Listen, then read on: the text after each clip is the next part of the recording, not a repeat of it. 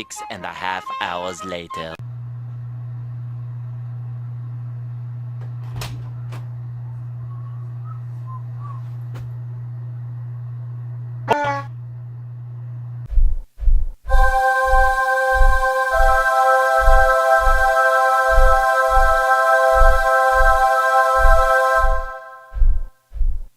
Welcome, Internet. Are you ready for this?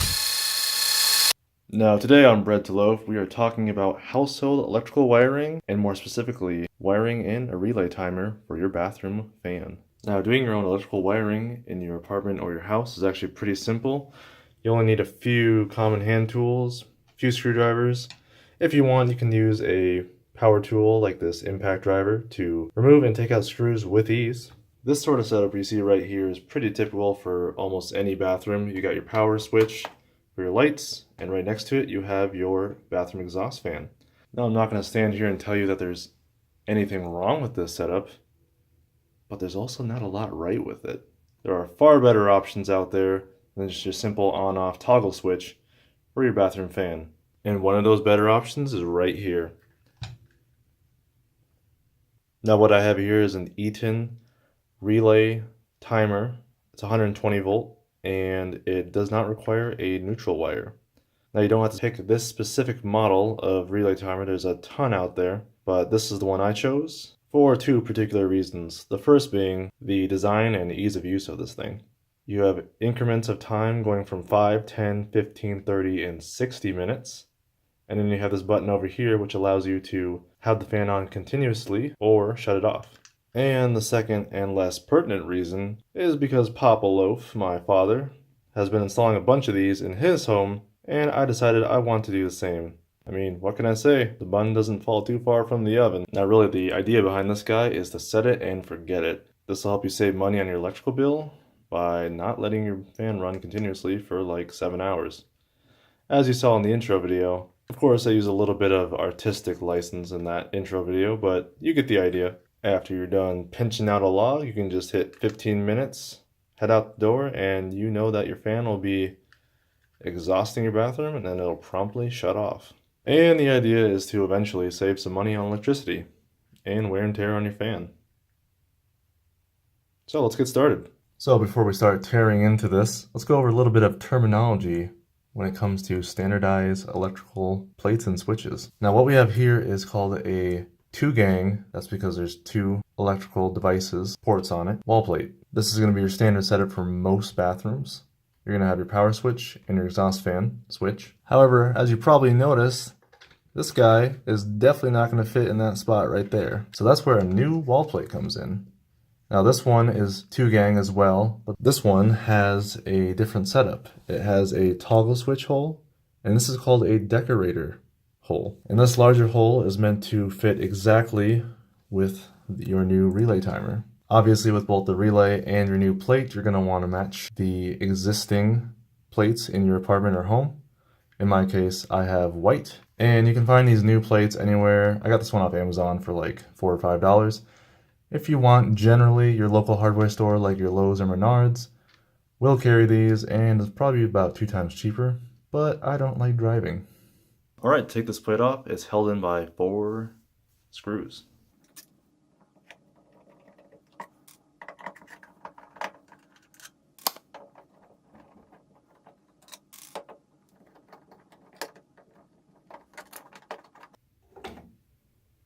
Okay, once your plate's off, you're going to find your 2 switches, and you'll see that each one is held in by 2 screws. At the top and bottom, these are Phillips head. So let's go ahead and remove those. But wait, once you reach this point, it is imperative that you shut off the power to these switches to make sure that this circuit is not live. Trust me, you do not want to get shocked by 120 volts AC. Now, I have 3 methods that you can use to verify that the power is off. Method number 1, use a multimeter, turn it on and set it to 200 volts AC. And you can use this to easily test and see if your connection is dead. And method number 2 would be to use one of these receptacle testers. Just plug it into one of your receptacles in your bathroom that you know is connected to the switches or otherwise on the circuit, and make sure that these lights do not light up. If they do, you still have power and danger. This is what it'll look like when you still have power going to your circuit. 2 orange lights. And now for my personal favorite, the third method. Now let's make one thing clear here. You are a complete idiot if you think this is a perfectly good method for testing for live circuits. With that being said, let's get on with it. Now we do some stupid stuff on this channel, but I'm not going to be going in completely raw.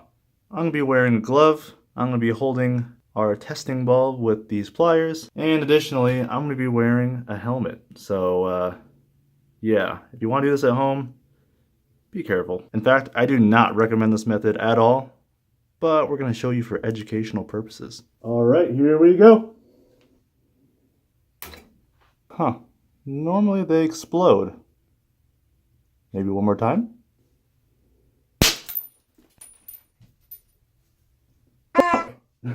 Whoosh. There's glass shards everywhere. And that, kids, is why method number 3 is not advised.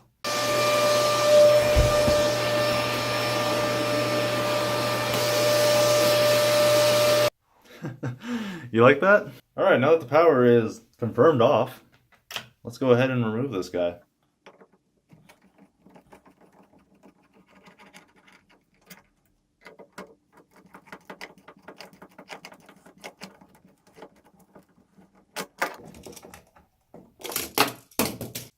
Now on your switch, you're going to have 3 connections going to it. You're going to have your 2 wires right here. It's going to be hot and neutral. And then you're going to have your ground wire connected to this green screw right there. So once you take it out, remove all those. When you pull out your toggle switch for your fan or whatever you're going to be timing, you're going to have a bare copper wire. This is going to be your ground wire. And you're going to have you're going to have 2 black wires. One of them will be the power feed to your fan switch. The other one will be the line-in power coming from your fuse box. Now it's imperative that you identify which one is which. Generally your fan wire is going to be snaking up the wall and up to your fan, and the line wire is going to be coming straight out of the box. And then copper is easy enough to find. So for my particular model of relay, the black wire is going to be connected to the black wire on the relay. The output, which is the red wire, is going to be connected to the black wire of the fixture for your fan wire, and then the green wire is connected to ground as usual. So one more time to reiterate, your black wire right here connected to your hot wire coming through the box. Green wire is your ground, connect that to the bare copper wire, and then red goes up to your exhaust fan or whatever you're powering. And all of this work is done with the power off.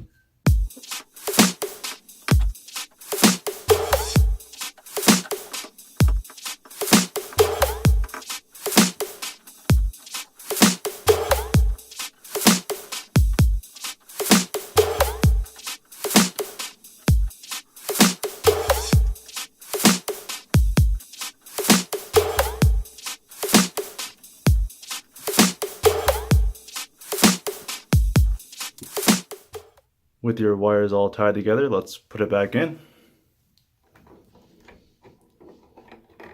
And you kind of want to shove these back in there. Don't let them get tangled up, but you want to get them to the back.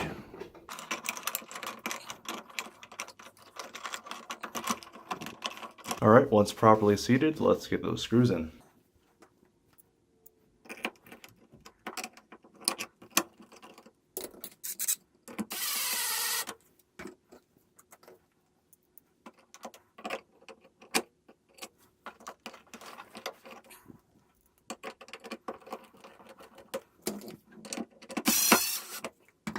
I don't tighten it down all the way just yet. We want to check for proper fitment. And now would be a good time to go and turn the power back on. Okay, power's back on. Let's give her a test.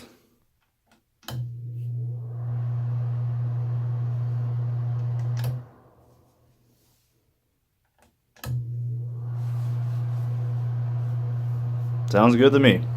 Alright, get your new wall plate and let's go ahead and test fit it. But before you do that, make sure that these 2 screws that are spanning this larger hole, make sure they're the shorter type. There's 2 types, there's a long and a short, and these are the short ones. Okay, that looks like it'll fit. Now let's go ahead and tighten down the screws.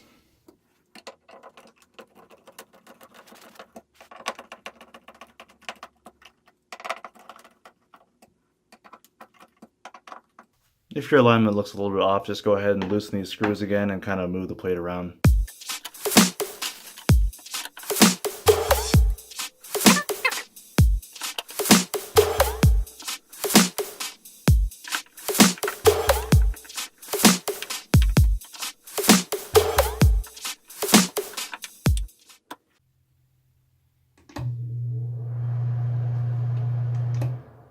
And there you go, you got your own timer bathroom switch.